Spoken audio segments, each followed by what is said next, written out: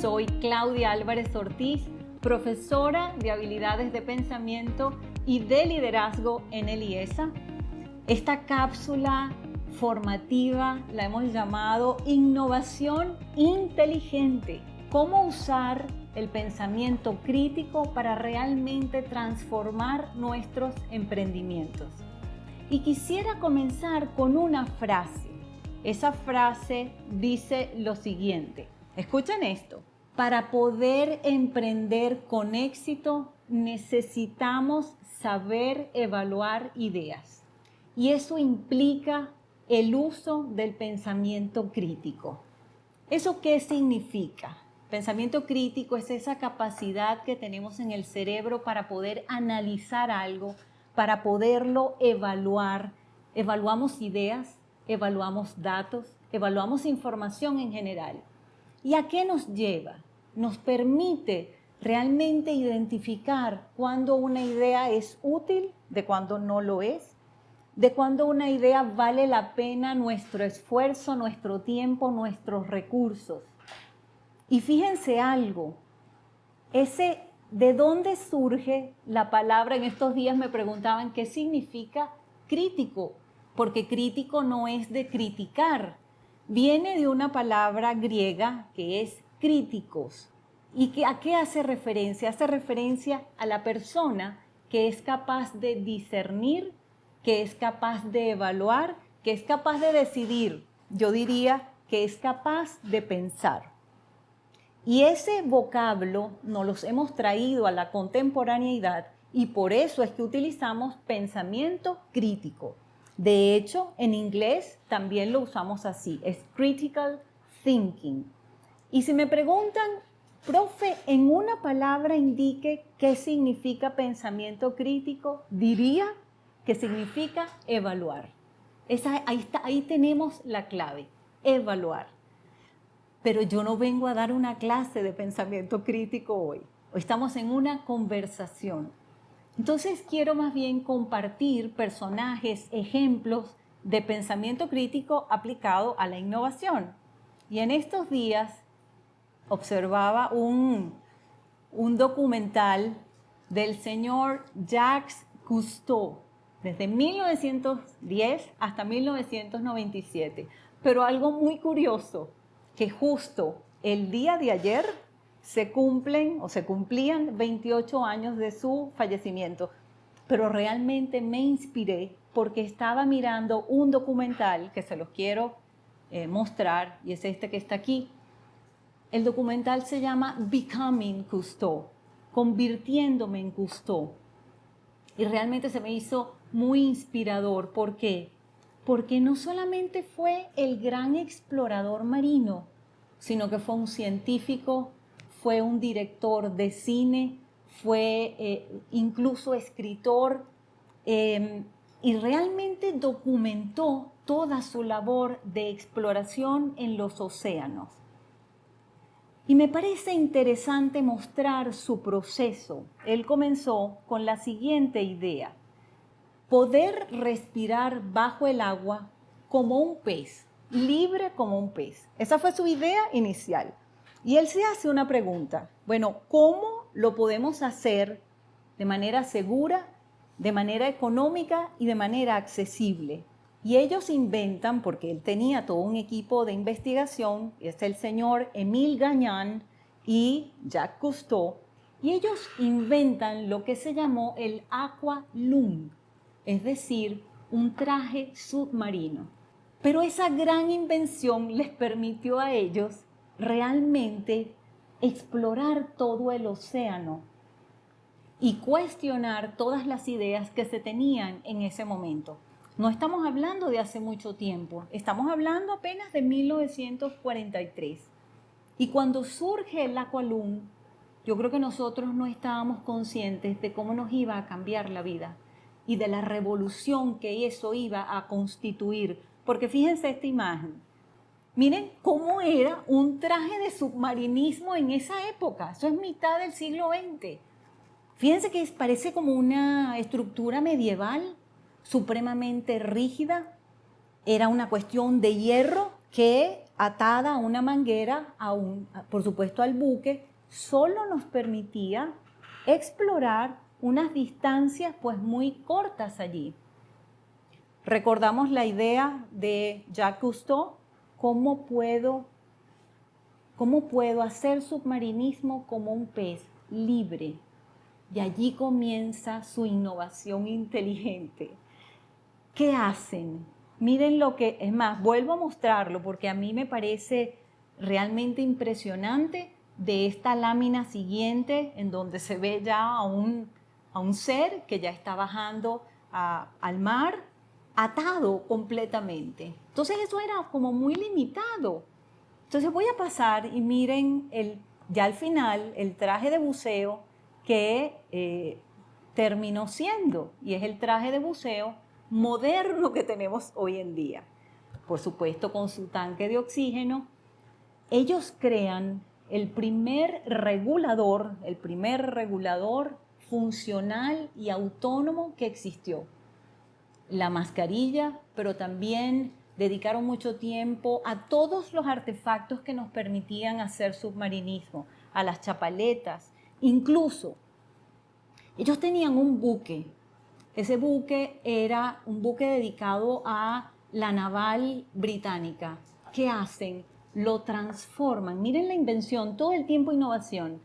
Lo transforman y lo convierten en un laboratorio marino, ¿ok? Es como un laboratorio científico y fue el famoso buque Calypso.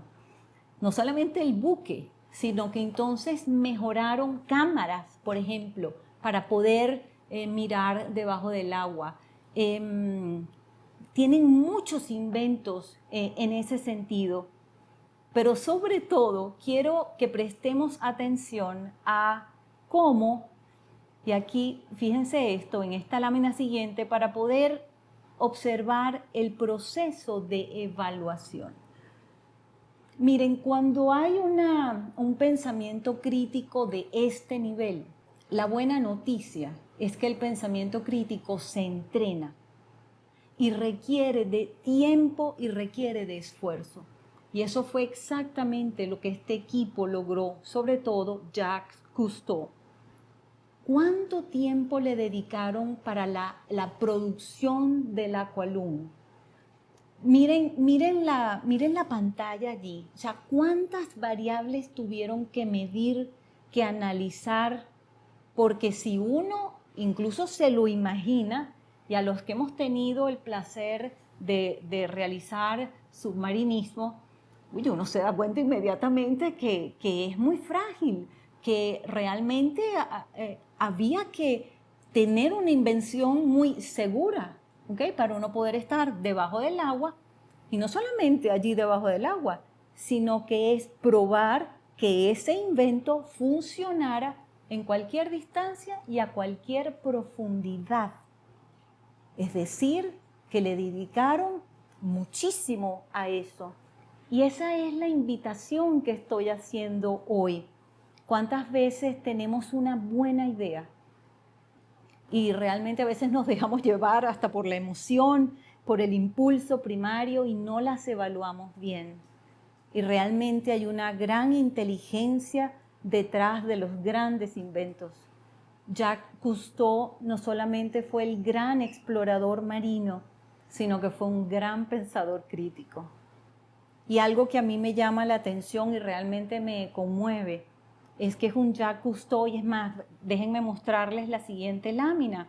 Es un Jacques Cousteau, fíjense esa imagen qué bonita, tan cotidiana hoy en día, ¿cierto? Pues vemos a una persona que está haciendo submarinismo, buceo submarino, como si eso hubiese existido siempre. Pues por supuesto que no, por supuesto que no.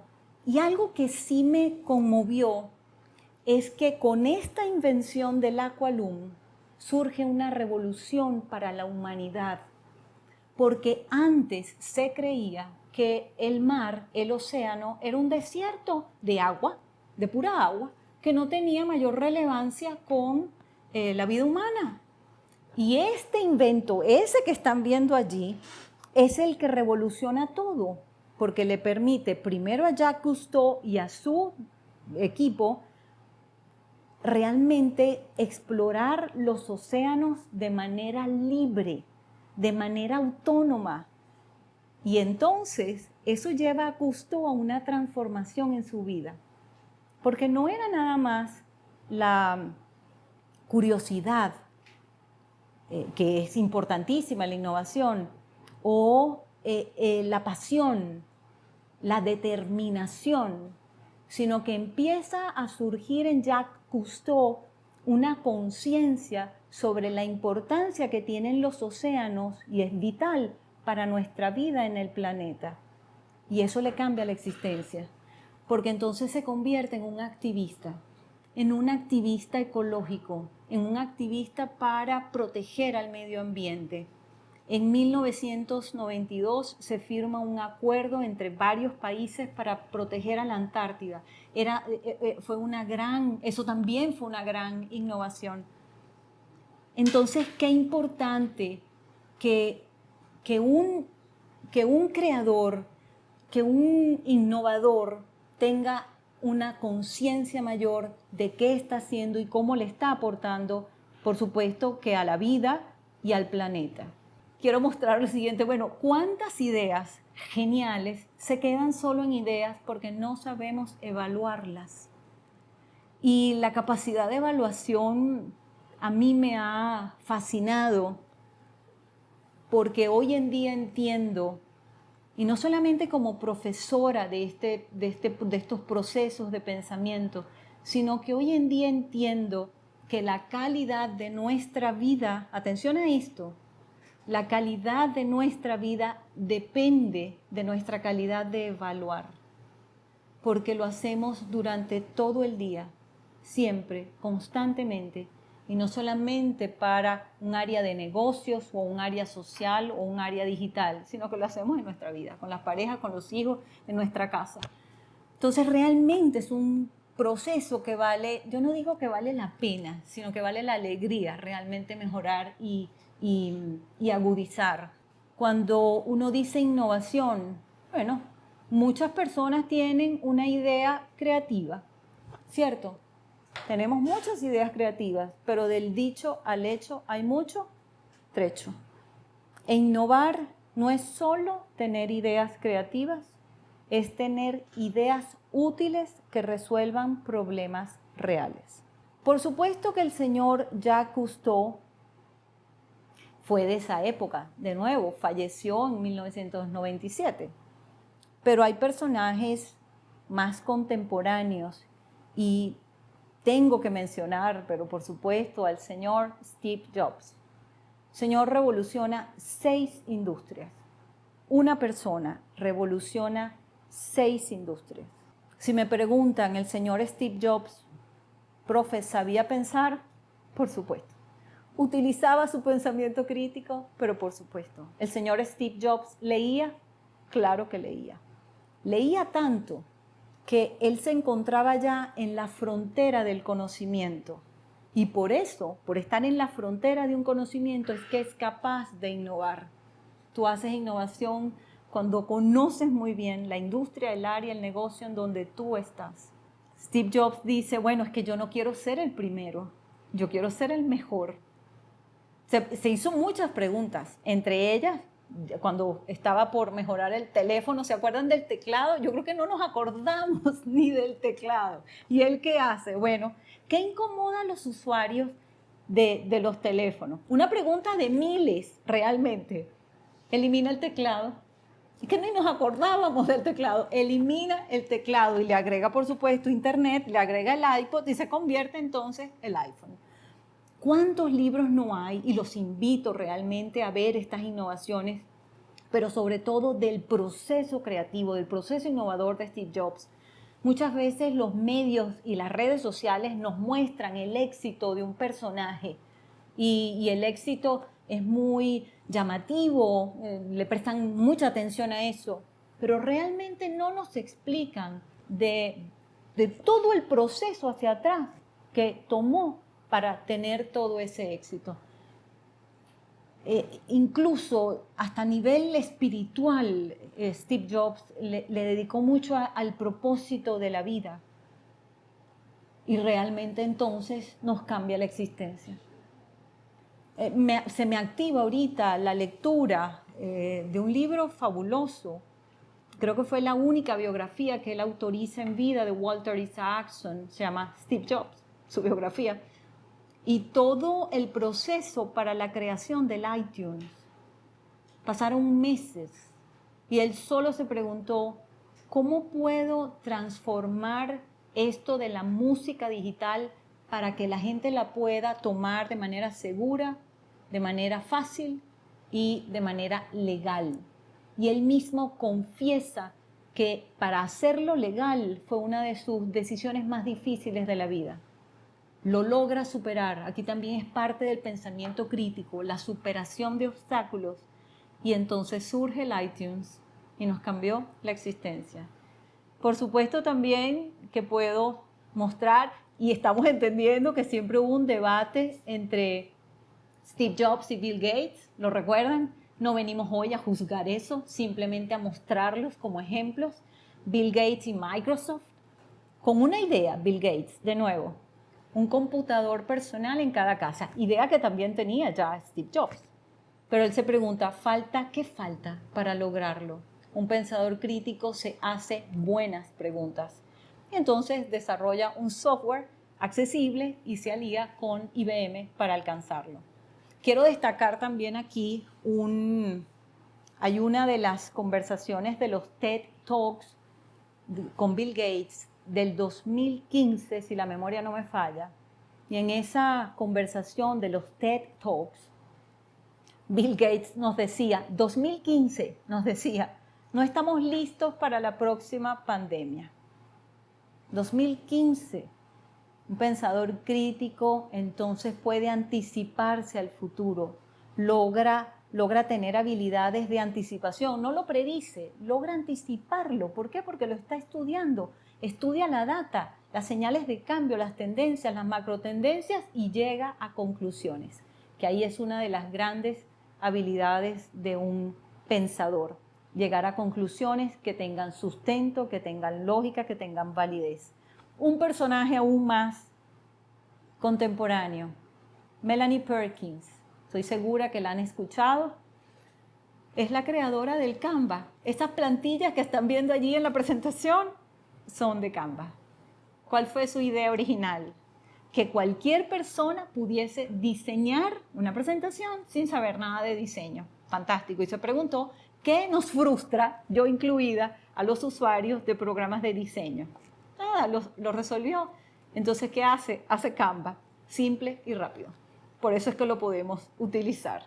Entonces, quiero mostrar en la siguiente lámina cómo el cerebro evalúa una idea. Hay una primera instancia en donde el cerebro, de una manera muy natural, percibimos una idea y nos dejamos llevar como por los primeros impulsos, ¿saben? Como muy impulsivo, es muy emotivo, nos gusta, nos llama la atención, queremos hacerlo, ya sea crear un café, un negocio digital, una fundación, pero resulta que eso puede estar lleno de sesgos cognitivos y no hemos evaluado bien el contexto, las variables, nuestros recursos y nuestras propias posibilidades de hacerlo. Aquí estoy invitando a que comprendamos el valor de nuestro pensamiento crítico para pensar con calma, para pensar con serenidad, para poder evaluar esas ideas con lógica y evitar sesgos cognitivos. Y ustedes se preguntarán, bueno, ¿y cómo el cerebro hace eso? Vamos a verlo rápidamente porque ya dijimos que esta es una cápsula. Entonces vamos a cómo debemos evaluar ideas. Aquí tenemos la clave. ¿Por qué? Porque el cerebro de manera natural, pero ya cuando tiene cierto adiestramiento, hace lo siguiente. El cerebro identifica una idea en el tope, una idea que está bien redactada, una oración, sujeto, verbo, predicado. Y ante esa idea empieza a identificar pros y contras, que en los términos académicos se llaman razones y objeciones.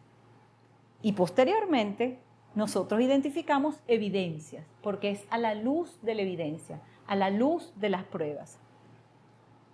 Cuando uno ya empieza a adiestrarse en esto, entendemos que para poder evaluar una idea hay que construir un argumento. Entonces se construye un argumento con estos 4 elementos: la idea central, pros, contras y su evidencia. Hay muchas herramientas para hacer esto. Voy a mostrar una de ellas y voy a decirlo con mucha responsabilidad. Voy a mostrar lo que se llaman mapas de argumentos. Voy a mostrar uno solo, que es como el esquema central, y ahorita se los muestro. Y esa estructura que ven allí, eso es un mapa de argumentos. Es más, lo voy a decir así, esta es una de las mejores herramientas que hay en el mercado educativo para mejorar razonamiento, inferencia, es decir, pensamiento crítico. ¿En qué consiste? Miren allí en la pantalla, arriba tenemos una aseveración principal, que es esa idea que queremos evaluar, que queremos analizar. ¿Realmente es válido ese negocio que tenemos en mente? ¿Realmente es útil, factible, rentable, posible? Ahí comienzan las preguntas. Y cuando tenemos esa idea, entonces incorporamos, como ya dijimos, razones, objeciones, y dependiendo de la idea, arriba, puede ser un mapa más simple o más complejo. Entonces puede recibir distintos niveles de un pensamiento, cascadas abajo en ese razonamiento. Para terminar en las evidencias. Una evidencia es ese conocimiento que le da validez a nuestras premisas. Y son evidencias, y hay también una gran habilidad. ¿Qué evidencia utilizar real, válida, para yo poder analizar si esa idea de negocio que tengo en mente va a funcionar?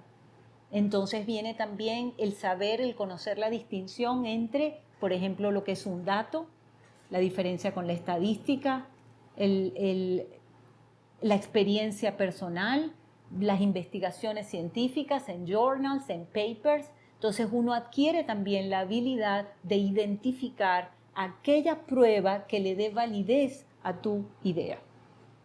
Entonces, fíjense con esto, y con esto es como jugar un poco a una tentación. Miren esta lámina de dinámica rápida, no la vamos a hacer, no nos da chance. Pero si les preguntara, atención, ¿cuál de estas ideas evaluarías primero si quisieras emprender mañana? 3 ideas. 1, una aplicación de comida casera para los abuelos. 2, lentes que bloquean redes sociales. Y 3, una mochila con cargador solar. Yo estoy segura que ustedes escuchan esto y el cerebro enseguida hace alguna asociación y dice, yo prefiero quiero comenzar. A mí, por ejemplo, me llama la atención la mochila con cargador solar. Y quizás pregunto y alguien me dice, no, teacher, la aplicación. Venga, muy bien. ¿Qué quiero mostrar? Que tenemos que sobreponernos a esta primera impresión inicial, porque tenemos que ir más a fondo, averiguar realmente cuál vale de esas no la pena, sino la alegría. De una manera muy breve, sí quiero compartir por lo menos unos 4 criterios, esenciales, fáciles de recordar, que nos permitan saber si esa idea que tienes allí merece tu tiempo, tu dinero y tu esfuerzo. Estos 4 criterios son los siguientes. Primero, tenemos que verificar si esta idea tiene demanda. ¿Alguien la quiere? ¿Realmente la necesitamos? ¿La necesitan? 1, entonces demanda. 2, la factibilidad. ¿Es posible hacerla con los recursos, las capacidades y la tecnología disponible? Hay que preguntárselo. 3, la viabilidad. ¿Puede sostenerse financieramente o atraer apoyo? ¿Cómo lo haríamos?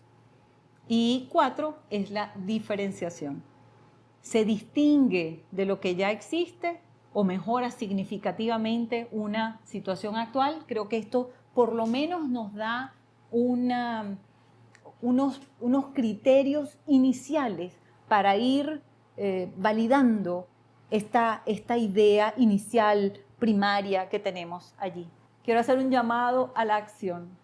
Y este call to action es para lo siguiente. Vamos a empezar a emprender, pero con preguntas, no con respuestas. Vamos a pensar, vamos a evaluar y luego vamos a actuar. Y por supuesto, los innovadores de verdad no creen todo lo que piensan, lo prueban. Esta disciplina del pensamiento crítico tiene sus raíces en lo que es el pensar.